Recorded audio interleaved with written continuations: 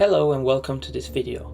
Today I will talk about a game that had never reached great fame at the time, even with its original concepts, and that even nowadays is only known to a small niche of players. The game I'm referring to is Pax Imperia Eminent Domain. Released in 1997 after a difficult development road for Windows 95 and Macintosh, it was originally supposed to be published and developed by Blizzard Entertainment. However, its rights were sold after numerous pushbacks to THQ for mainly two reasons.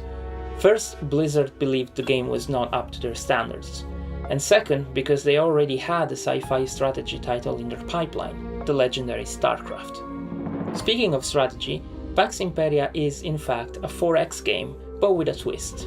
Instead of being turn-based like most of its contemporaries of the genre, it was real-time based. Apart from this, the THQ title plays exactly like you would expect. Select one of the predefined races or create your own. Start from one home system and use military domination, technology, espionage and diplomacy to become the only surviving empire in the galaxy. Sounds fun, right? Well, yes, in theory. As you might have expected, the problem with the game is the execution. Let's talk about the graphics first. The color palette is very poor, with dark and opaque shades of black and green covering most of what you will see. You have a little variety when choosing the shapes and models of your ships, but their design is uninspired. Even the predefined species are boring and they're not competitive, so you should almost always create your own when playing either in single player or multiplayer. When you click on a planet, you can finally see more colorful backgrounds and animations, but they never change based on your actions.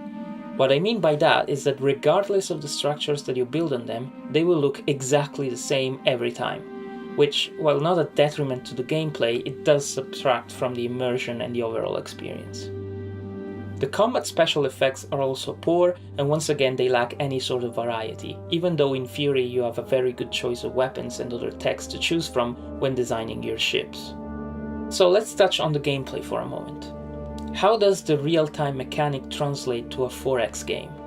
Surprisingly pretty well. In fact, even LucasArts tried to adopt that with their own 4X game, Star Wars Rebellion, a year later, with mixed results though. The speed can be adjusted at any time through a keyboard shortcut or from an awkwardly placed menu button accessible by pausing the game. While generally a game's length is determined by how many opponents you want and the size of the universe, the ability to change the speed can be beneficial in certain situations. Most importantly, this makes multiplayer games much faster, as you and your opponents have to plan and execute your actions at the same time. In fact, while I personally consider Master of Orion 2 the greatest 4X game of all time, and one of my all-time favorites in general, I always had a problem with multiplayer matches as they were always very slow and took many hours, if not days, to finish.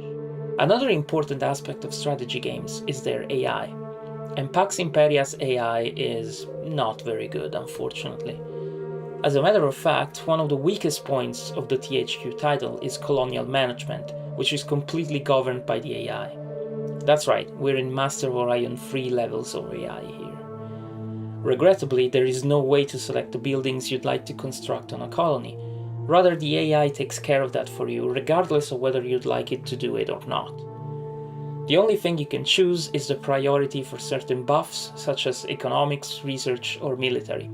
However, there is no point whatsoever to change it from the default setting, fastest, as the AI will otherwise either build pointless and outdated constructions first, or will build high-level facilities that take ages to complete on a new colony. Not a great design choice here. The research screen is divided into several types of discoveries to which you can assign research points, so some can be completed faster than others. And you can even select the technologies yourself this time. However, the AI will still try to take over and manage the queue as soon as the research is finished, and it does so in a poor way. Here's an example. Say that you just completed a weapon research. Like in most games, you now advance on the tech tree and can discover more advanced missiles and guns for your ships. But the AI, for some reason, often decides to research older, obsolete tech instead of the more powerful ones, which makes no sense. So despite being another AI-managed system, you still have to babysit the computer to make sure that you're researching the most technologically advanced items, which can be quite frustrating. At least there seems to be good variety here. The ship design is similar to the one found in Master of Orion 2, and there is also an option to have the AI create or update designs for you, with decent results this time. Nothing new, but a satisfying experience nonetheless. What about combat? Instead of a top-down view, Pax Imperia shows an isometric perspective, and is once again in real time. However, you can pause the game and assign orders if you want to. The problem is that combat is very bare. You simply select your ships, move and attack with the right mouse button until only one Empire's ships remain. That's it. No special moves or special equipment, boarding or anything else. Quite disappointing, frankly. Like in MOO2, you can, you guessed it, have the AI do the combat for you. But believe me, even if you feel lazy, you really don't want to do that. And that's because the AI is lazier than you and simply just grabs all of your fleet, run forward and attack the nearest enemy with no tactical variations.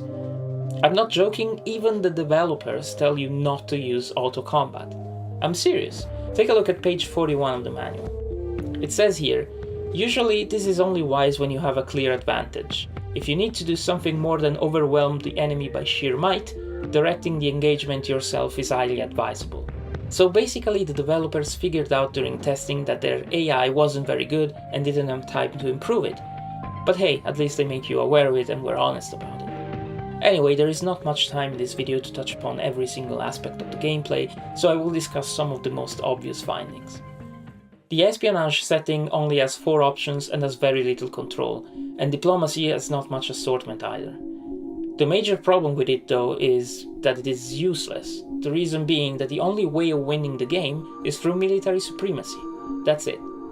No technological, diplomatic or economical victory. Your only objective is to wipe out all other opponents. This is very disappointing, and not just compared to modern games. Contemporary games, or even older ones, almost always offer more than one way to win. So why would you waste time with diplomacy in this case? It doesn't make much sense. Before wrapping up, I would like to talk about one of the greatest pros of Pax Imperia, the music. Not the sound design, which once again lacks variety, especially in the ship's sounds, apart from the pleasing UI voice. As I was saying, the music is fantastic. It is presented as a Red Book score and features a mix of electronic and orchestral arrangements.